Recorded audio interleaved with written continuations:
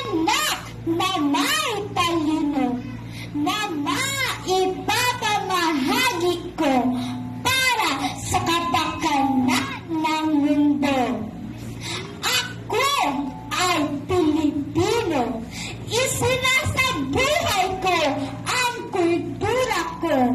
Hindi ko ikakaya ito kahit saan man ako magtungo. Ako ay Pilipino.